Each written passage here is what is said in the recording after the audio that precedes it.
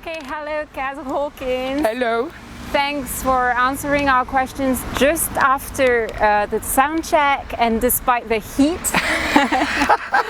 So we are so glad to have you here at l'été à Août. Ah, merci. First off, of course your music is really into blues music, but I think that your music sounds like a huge melting pot of different styles, but am I wrong? No, you're completely right. Blues is where I made my name, and I'm a singer-songwriter at heart. So most of my music isn't blues, but it's what has given me this profile. It gave me the chance to be a musician. So I will always pay tribute to the blues and soul. Okay. In 2017, you began presenting a blues show on BBC Radio Ulster. Yes. Kaz Hawkins Got the Blues. Do you still find time to stop by and take the mic when you're not on tour? Well, I only do the show when I'm not touring. Okay. So the BBC are really good to me, and it's when I'm on my downtime. So this year we can only do one series, obviously, because of COVID. But last year I was able to do 2 series in between touring. But it's a nice change. And of course I'm still getting the blues in there, and I'm still celebrating the blues. And it's also a way to discover new music coming through. Okay. Okay, let's try this very intimate question. Okay. Are your songs some other kinds of tattoos that help you cover your scars? Well, yes, I've been really public about mental health, and anybody who researches me or looks for me on Google will know that music saved my life.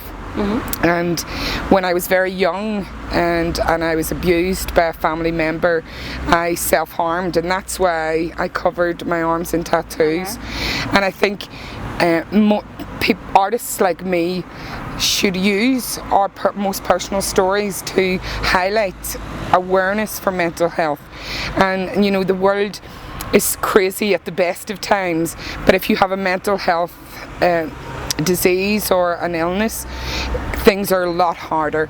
But sometimes when somebody like me speaks about it publicly, just that one moment of them hearing my story could be something that will turn their life around, because that's what it done for me. And I think for me, that's what my music is about, telling the story truthfully and honestly. And if it helps one person, then I'm happy with that. It's worth telling the story. Definitely. Yes. So, if you had to sum up the content of your lyrics in one sentence, would it be "Don't give up"? Yes, 100%. And also, one more fight, because that relates to my song Lipstick and Cocaine, that I wrote about a thank you to the policeman who saved me, and, you know, the doctor who got me mentally healthy again, and also my mum, who from the grave, who, you know, just told me to fight one more fight. And I think it's a reminder, just when things are tough, sometimes you just have to keep thinking to yourself, one more fight, I can get through this. So yeah, never give up. Okay. Etta James. Who is Etta James for you? A mother-like figure, a sister, an inspiration, a godmother, a Wonder Woman? All of the above. Well, she's my muse. She's the one I used to look to when I was very young and I wanted escape. And when you're a young girl and in a very poor country and there was a lot of war happening, I turned to African American music. But when I heard Etta James for the first time singing St. Louis Blues, which was a W.C. Handy song, my arms just went all goosebumps. I've never been the same since. And for me, I think she needs to be remembered. Her legacy needs to live on, and that's what I want to do. Do you miss Ireland? That's a very hard question. Right now, no, because France has been very good to me. But of course, you know, home will always be home, but right now I've found my peace here in France. I can get to be creative, and the great thing about France is that art and culture is so much at the forefront, and there's so much support for it, and I want to be a part of that. Okay, so where is your favorite place to go see a concert, either in France or in Ireland? With touring, I don't really get to see many concerts or festivals anymore. So what I love is seeing new bands at festivals like this, because then this is where you find most of the talent that isn't signed by big labels and doesn't have big companies behind them. So I think I'm living life as a concert alone on tour. So at random? Random, anywhere. Okay. All right. What are your plans for the second half of 2020? May I say for post-lockdown 2020? Well, I think we're just taking every day as it comes. There's no use trying to plan big tours. You know, I have a great management company. They will always make sure that I'm out in the road, but we have to be very careful.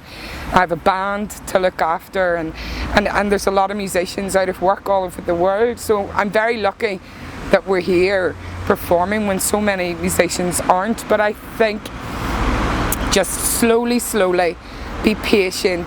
If we get more gigs, we do have some festivals from September, October, November, and I'm looking forward to them. Duo and the Edda show, of course, so we'll take it very slowly.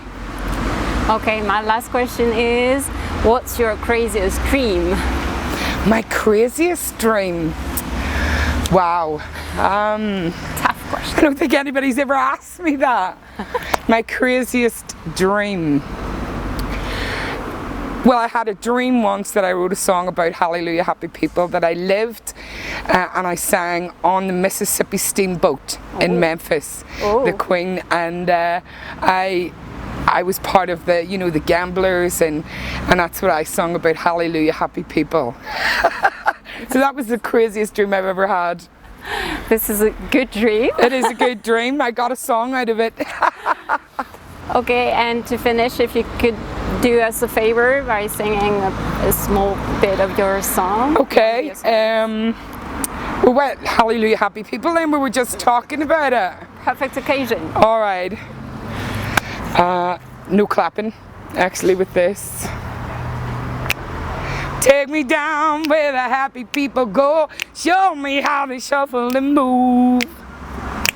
Take me down where the happy people talk. I want some great conversation with fun. Take me down where the happy people go. Show me how they do it in style. Take me down where the happy people go. I'm gonna sing it like you never heard before. Thank you so much.